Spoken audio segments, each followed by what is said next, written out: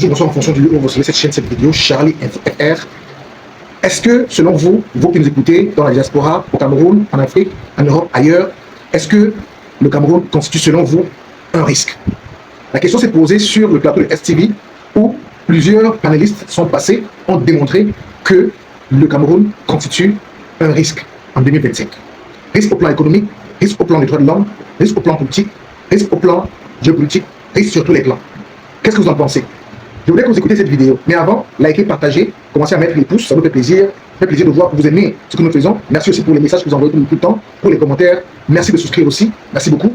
Donc, dites-nous ce que vous pensez par rapport, n'est-ce pas, à cette position, des panélistes du plateau de STV sur la question: est-ce que le Cameroun est aujourd'hui un pays à risque? Je vous reviens avec un petit commentaire par la suite. L'analyse de ce matin porte sur le Cameroun.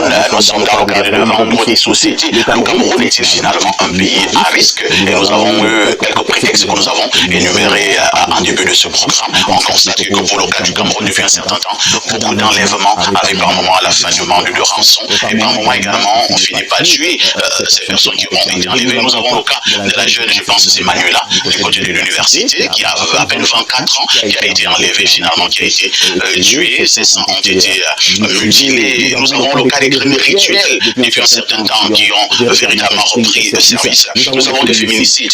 Nous avons même des papas qui ont choisi de coucher avec leurs filles. On ne comprend plus rien. Les poubelles un peu partout. Pour ne prendre que ces cas, le Cameroun est-il finalement un pays à risque? Je vous pose la question à Alain Louk. Un pays à risque, un pays couché, si ce n'est dans un euphémisme, à genoux. J'ai encore pour mémoire, il y a à peine une semaine, toujours dans la gigot immoral qui préside au niveau du pays. Il y a un père comme ça du côté de Douala, dans une chaîne concurrente, c'est passé au journal. Il a 5 enfants, âgés, je pense, de 2 à 14 ans, si ma mémoire ne me fait pas d'infidélité. Il les a tous violés. Il les a tous sodomisés. Incroyable. À 14 ans. Incroyable. C'est désespérant ce qui se passe dans ce pays. Finalement, on se pose la question de savoir, est-ce que nous ne sommes pas en enfer? Parce que là, on ne comprend plus rien. C'est-à-dire que parfois, vous pouvez être pauvre dans l'obéissement matériel, mais il subsiste encore des valeurs. Et là, on constate qu'en réalité, notre défiance spirituelle est en adéquation avec ce qui se passe dans la sphère de la matérialité. Vous êtes là, je sais plus si on a encore une route sur laquelle, on peut dire, dans cette capitale qu'on peut rouler. Hein? Vous êtes passé là, la montée qui mène au marché des Victoires là. Tu vas même citer où je laisse. Vous pouvez venir même ici, ici avec Foulane à la télé, il y a des tas de nids partout, depuis la poste centrale jusqu'ici. Il faut être un bon cascadeur. Donc c'est assez incroyable. Je suis passé, c'était quand? Avant-hier, dans un supermarché de la place dont je ne vais pas donner le nom, et j'ai fait des constats concernant au sujet de la hausse des prix. Je vais donner quelques indicateurs. Parfait. La boîte de cirage kiwi, tout à fait banale qu'on a toujours eu ici depuis des années sur le marché camerounais. Il n'y a pas longtemps, peut-être dans les 1 an et demi, à certains endroits, à Yaoundé, ça coûtait encore 400, 450, 500. C'était très cher. La petite boîte de cirage kiwi, le plus petit modèle. Mais j'étais surpris dans le rayon en question, là, dans le supermarché en question, de rencontrer la même boîte de cirage à 900 francs. Donc on est carrément déjà à 100% d'augmentation de prix sur le produit en question. Et ce n'était pas le seul. J'ai fait le constat comme ça. Donc une augmentation de prix de 100% sur certains produits, dans certains parfums, d'autres choses. Or, les revenus des Camerounais n'ont pas bougé. Je ne dirais pas significativement, ils n'ont pas bougé du tout. On pouvait même dire une augmentation de 5% mis en parallèle avec la flambée des prix et à prendre en compte. Absolument pas. Donc finalement, le Cameroun est effectivement un pays à risque. Des tensions, on voit des Camerounais qui sont vraiment, vous sentez que les cœurs sont frustrés et qu'il suffit d'une étincelle pour que tout s'embrase. Les gens sont sur le fil du rasoir, les gens sont nerveux.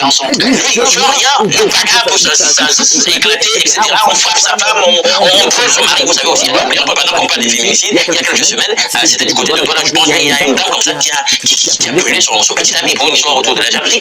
Donc les Camerounais, finalement, la colère à fleur de peau, etc. Ça devient véritablement une atmosphère délétère. Ça devient finalement une atmosphère délétère selon Alinon. Alors Bertrand Djunkam, le Cameroun est-il devenu un pays à risque? Qu'est-ce qui n'a pas marché? Pour moi, on a l'impression qu'au Cameroun, nous dénonçons de plus en plus des phénomènes bizarres. Alors, le Cameroun est devenu un mauvais risque. Hein. C'est un très grand risque. Vous savez, nous sommes dans un pays malade où les valeurs morales sont bafouées, les inégalités sont devenues énormes et les comportements à la fois immoraux et immoraux. Nous sommes dans un pays où les écarts se sont normalisés, les normes écartées, et dans ce pays de peine, de guerre et de guerre, les phénomènes paranormaux ont pignon sur eux, ont le vent en poupe et nécessitent une attention particulière. C'est à cause du nouvel ordre mondial. Vous savez, là où c'est triste, le diable se mêle. Il y a quelques blessures béantes, infestées par le régime et une entorse à notre pédicolage. Alors qu'est-ce qui fait en sorte que les Camerounais soient frustrés? Est-ce que vous savez que le Cameroun est dernier ex-aequo en matière de fibre optique? C'est 193e sur 193. Quand Bertrand cherche jamais couché sur lui. Il regarde Internet, va chercher des positions.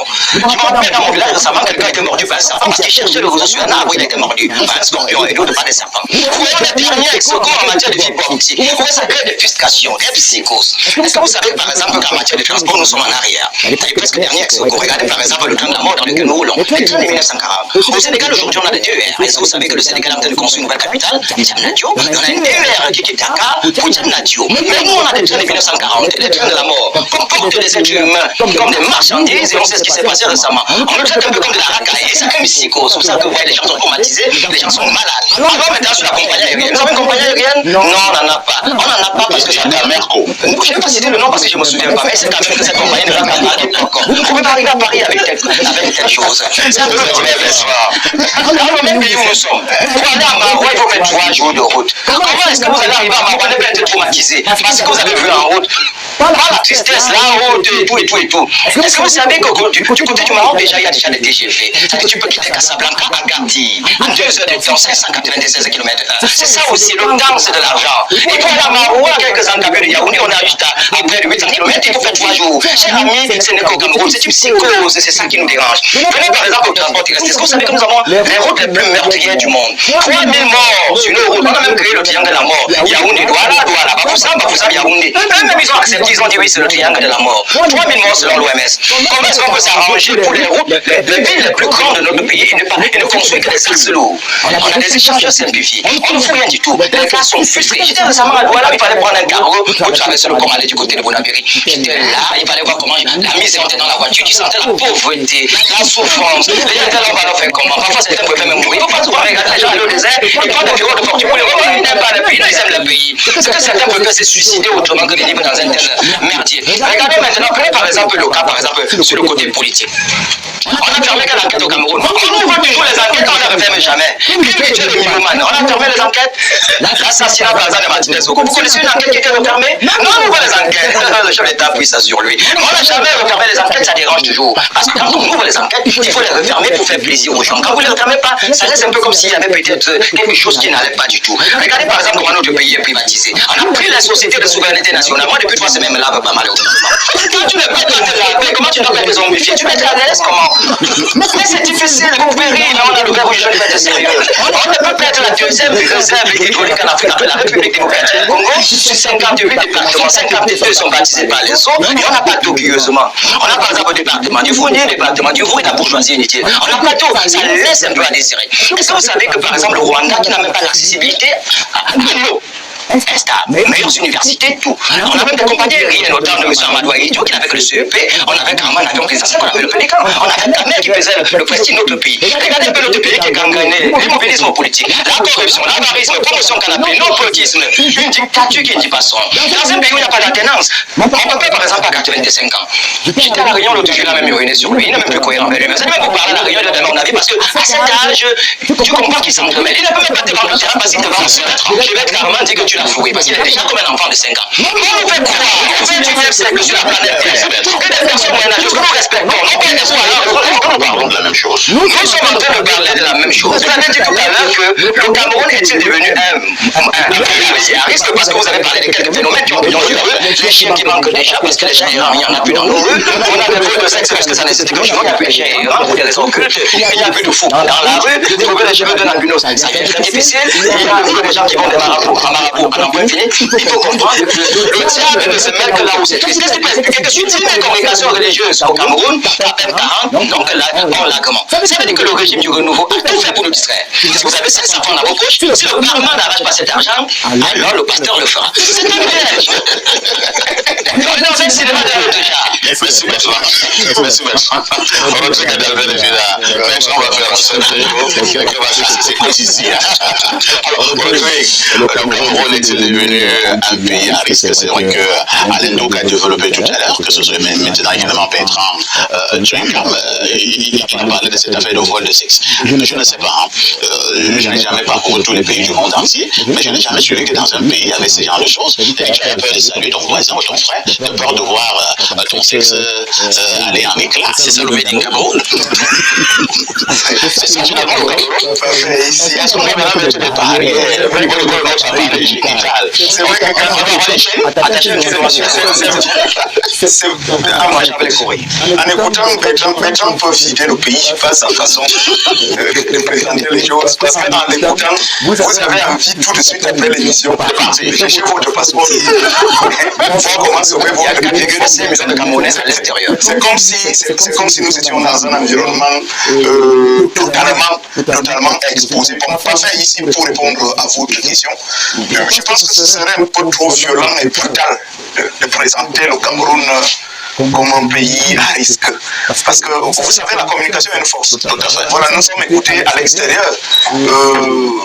Beaucoup de peuples nous regardent avec curiosité, avec admiration. C'est donc peut-être... Alors, quand on parle par exemple, je vous relance un Rodrigue, d'enlèvement avec demande de rançon, de crime rituel. Alors, si vous devez aller dans un pays où on vous dit que ce genre de choses, c'est devenu presque la norme, c'est pas un risque.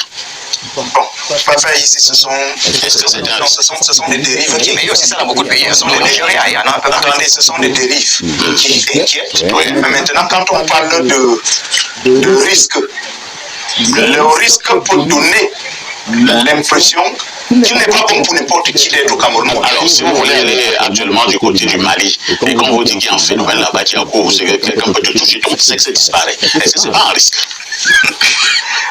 Ici, c'est des risques. Voilà. Mais le Cameroun n'est pas un pays à risque. Le Cameroun est un pays dans lequel on observe des dérives auxquelles on peut mettre un terme. Ça, c'est ce qui est petit pour répondre à votre question. J'ai moi-même été personnellement indigné d'observer qu'à Mokolo, à Yaoundé, l'un des plus grands marchés de Yaoundé, quand les individus, des jeunes, on les appelle des microbes, se lèvent dans une zone comme celle-là, avec des matières, des gourdins et des gourdins, et terrifier les populations pendant des heures. Alors que tout à côté, il y a au moins 2 commissariats. Alors que tout à côté, les compagnies de gendarmerie, notamment le CED, ne sont pas loin du tout. Donc je crois que le problème se trouve où? Le problème se trouve sur le silence, lourdement coupable des institutions avec un pouvoir officiel ou opérationnel avéré.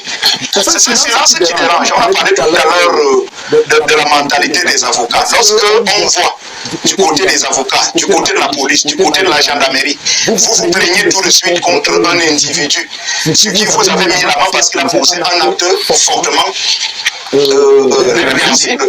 Et puis, vous le mettez à la disposition de la justice. 2 ou 3 jours après, il revient vous demander d'aller prendre un verre d'eau avec lui, ou un verre de bière, une façon de vous dire que vous n'avez rien fait du tout. J'ai des relations. C'est ça qui peut rendre le Cameroun un peu plus compliqué. Le Cameroun est un pays qui a encore des institutions, malgré leur fonctionnement fortement discutable aujourd'hui. Nous avons des représentations diplomatiques qui sont là. Il y a des étrangers qui sont au Cameroun, qui nous enferment même au Cameroun. Quand un frère expatrié, un Sénégalais peut se fâcher contre vous ou un Malien, surtout un Nigérien. Bien sûr, il vous garde au sein de la pendant quelques jours. Et ça se passe au Cameroun. En fait, disons que l'urgence fait pression.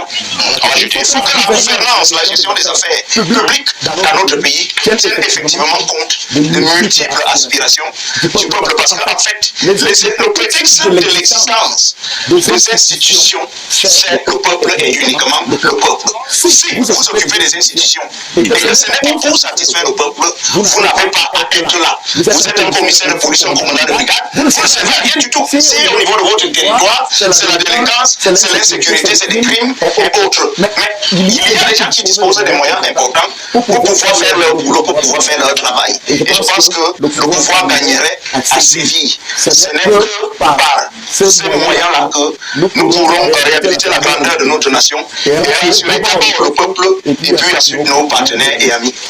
Merci, Jeanne Vondor. Est-ce que nous n'avons pas intérêt à soigner de plus en plus l'image de notre pays, le Cameroun, parce que Rodrigue parle à bon escient des partenaires. Il est question que nous ayons une bonne image pour attirer de plus en plus des partenaires et même simplement des visiteurs. Effectivement, parfait. Moi, j'ai toujours dit que j'aime mon pays. Moi, j'aime bien C'est écrit au niveau du rond du premier. Moi, j'aime mon pays, le Cameroun. Je suis fière. Est-ce qu'on décrète l'amour envers un pays? L'amour est Bien sûr. Tous ceux qui veulent n'aiment pas le pays. Papa, ici, si vous aimez, vous êtes un père de famille. Si vous aimez votre pays, votre famille, autant pour moi, vous allez l'aménager. Et c'est vous déjà qui devez être un exemple. Moi, j'aime mon pays. Pourquoi j'aime déjà mon président qui est Paul Biya? Tout le monde le regarde d'une manière faible, mais c'est quelqu'un qui parle, mais qui ne bavarde pas. Les gens se disent non, le Cameroun est ceci, le Cameroun est cela. C'est nous, les Camerounais, qui rendons ce pays bizarre. Parfois, ici, on dit il n'y a pas de travail au Cameroun, il n'y a pas ceci au Cameroun, il y a la famine au Cameroun, il y a ceci au Cameroun. Parfois, ici, nous avons deux mains, nous avons une matière grise. Ça veut dire que nous devons penser, nous devons prévoir nos idées, et à partir de vos idées, vous créez ce dont on appelle l'argent. On regarde toujours le Cameroun d'une façon bizarre. Lorsque nous parlons sur le plan social, parfois ici on dit une jeune fille de 24 ans a été kidnappée, mutilée. Parfois ici ça peut être un règlement de compte. Qu'est-ce qui s'est d'abord passé afin qu'il y ait conséquence? Quelle a été la cause de son kidnapping? Comment est-ce que la jeune dame se comportait aussi? Il faudrait qu'on entre dans les origines. Nous n'irons peut-être pas sur ce point-là. Oui, je dis mais sur le plan social. Aucun élément pour prouver que c'est un règlement de compte. Oui, je dis ça pourrait être un règlement de compte. Et même si c'est un règlement de compte, est-ce que c'est permis? Est-ce que c'est autre Non, chose? c'est pas permis. Je dis donc que c'est nous les Camerounais qui rendons. Alors tous les autres là, c'est également des règlements de compte. Enfin, j'ai dit ça pourrait être dans le cas d'espèce, le cas de la jeune fille. Et maintenant, lorsqu'on parle aussi vous avez dit des crimes, Mimbouma, tout ça. Enfin, ici, on parle aussi de la pauvreté. Pourquoi est-ce que nous sommes pauvres au Cameroun? Est-ce que nous, les Camerounais, nous travaillons comme ça se doit? Nous posons la question. Vous allez voir quelqu'un qui est... Le problème de pauvreté du Cameroun, c'est la faute aux Camerounais eux-mêmes. Enfin, c'est changé. Vous voyez, vous avez par exemple un lopin de terre. Oui. Je viens dans la zone du centre. Vous allez voir quelqu'un qui va préférer vendre ça à un homme de l'Ouest. Et cet homme de l'Ouest va exploiter. Pourtant, vous qui avez ce terrain, vous pourriez faire quelque chose de grand dessus. Il n'y a pas que les hommes de l'Ouest qui achètent des terrains. Moi, je parle de ça parce que ce sont eux qui achètent beaucoup plus les terrains ici à Yaoundé. Dans ce tableau-là. Oui. Non, je voudrais entrer dans la... Préserver. Non, enfin ici, je suis en train de... Vous me préservez toujours, je le sais bien. Mais je dis ceci, enfin ici, le Cameroun n'est pas un pays ariste. Arrêtons de noircir l'image du Cameroun. Arrêtons. C'est comme vous dites parfois ici, un roublard, il est ici. C'est pourtant vous savez intérieurement que vous n'êtes pas comme ça. C'est l'image que les gens ont de vous, c'est l'idée que les gens ont de vous. Mais moi, je pense qu'au Cameroun, parfois, ils sont pour mieux vivre. Et on vit bien. Tous ceux qui prennent la poudre d'escampette, qui vont en Europe, qui disent qu'il n'y a rien au Cameroun, parfois, ici, nous avons de la richesse. Très bien. Alors pour vous qui avez regardé la vidéo avec moi, comme moi, vous, qu'est-ce que vous pensez de cela? Qu'est-ce que vous pensez de ce que les panélistes ont partagé, ont dit? Et faites-le nous savoir en commentaire, souscrivez, likez, continuez à mettre les pouces. Merci beaucoup, portez-vous bien et on se voit à la prochaine vidéo. Ciao, ciao.